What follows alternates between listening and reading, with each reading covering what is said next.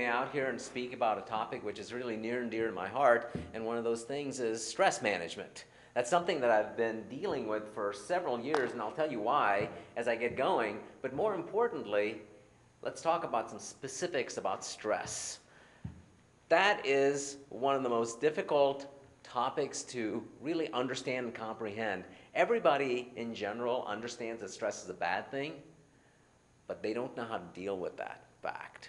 Now, let me give you a couple of interesting statistics. This is something that I found to be remarkable, that we understand this, yet we don't understand it at the same time. And that is, most of our health issues that we're seeing today are preventable.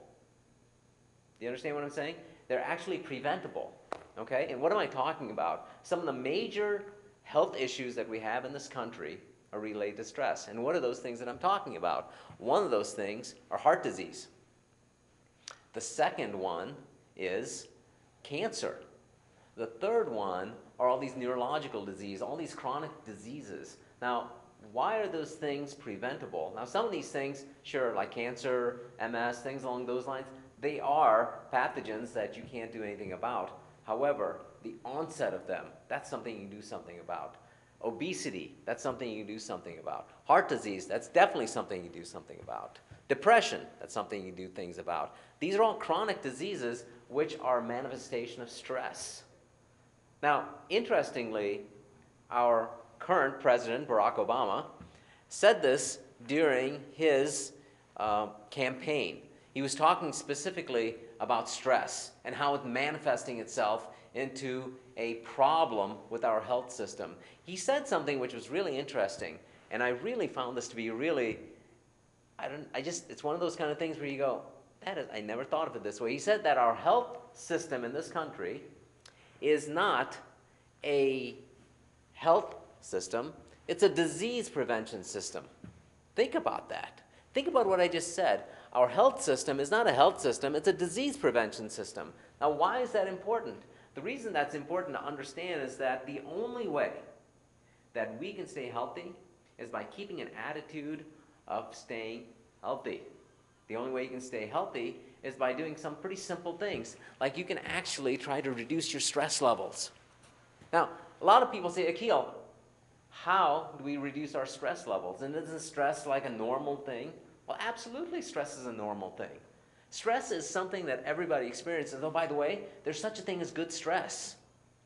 Now, here's an important part that people don't understand, is that stress is normal. How we react to it, that's not normal, okay? That's something that we really need to understand. Pressure is something that happens to everybody in life. How we react to that pressure, well, that's a whole different story. Because you see, one of the things that we can do as a group of people is kind of focus on the fact that we don't really need to respond to stress the same way people who've got unhealthy relationships with stress are responding. Pause right there. Go ahead. Yeah. Right there. It's off the frame right now, but I know when I pan over it'll be good. It's good. Energy level's good. Good. Okay. And then one of the things that's interesting to understand is that there was a study done on corporations, and they found something that was remarkable. Middle managers, people who are between top managers and the actual workers, these folks have got more chronic health issues than anybody else. Do you realize that in corporations? They've got ulcers, they've got headaches, they have all sorts of health-related problems. And it's got to do with one simple thing, how they deal with pressure. Does that make sense? Okay. Yeah, okay. And one of the things that I will tell you is that the top executives, on the other hand, they don't have as many issues with ulcers and things along those lines. Now, why is that? You think the people at the top have less problems? And I've heard people say in audience, and they're like, Akhil, the reasons that the guys at the top don't have as many problems is A, they don't know what's going on, maybe. Probably not true, though. And B, they actually don't have as many problems as the guys in the middle. You know what? None of that's true. None of that's true. The guys at the top are very aware. They have the same problems, actually more problems. The difference is they've learned how to deal with this pressure. Because, let's define stress and define stress what it is. Stress is an alarm. It's an alarm system for your body, okay? And it actually is activating the limbic system in your body. Did you know that? Now, how many people know what the limbic system is? Show of hands? Yes? Okay, a few of you. But here's what the limbic system, the way I've always been taught to remember the limbic system is the 4 F's, okay? The first F is food. Most movies are made about all 4 F's, by the way. It's food, fight, flight, and the act of procreation. That's the other F.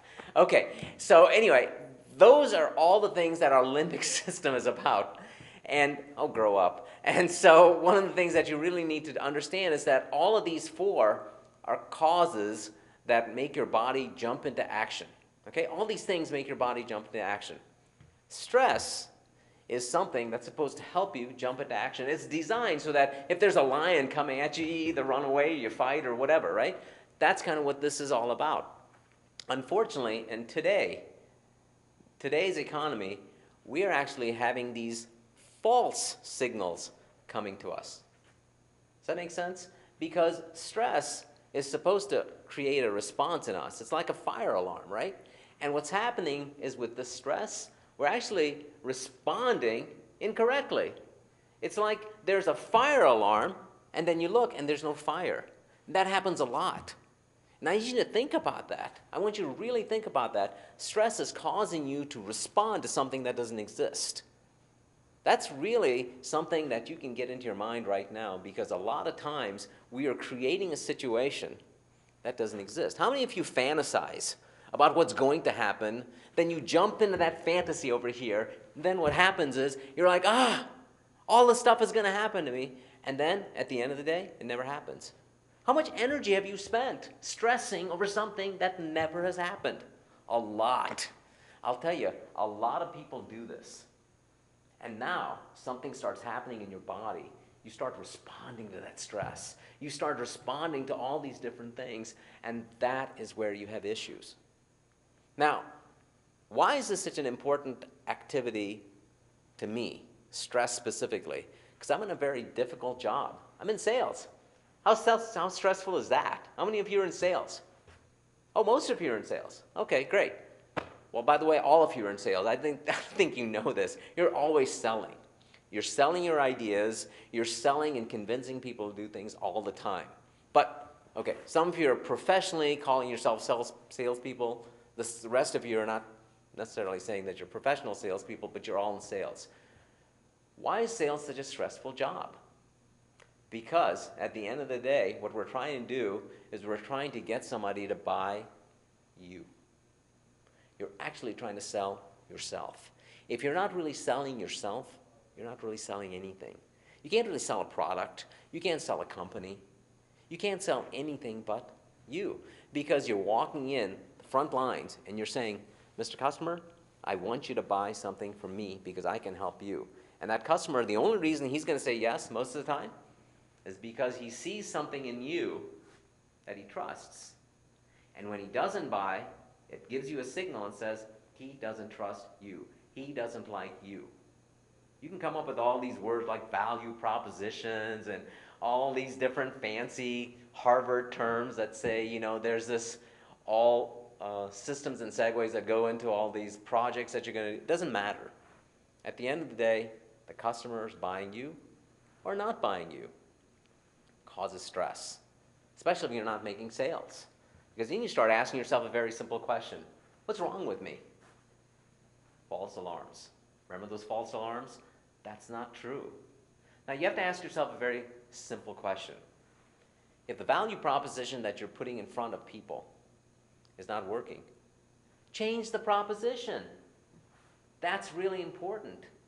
That's how you deal with stress. You deal with these pressure points by actually asking yourself some very simple questions with the word why. Never just take face value of what's going on. Understanding what's going on is important, but then go underneath that and ask yourself why. That's how you deal with stress. You deal with stress by understanding the whys. And then you have to ask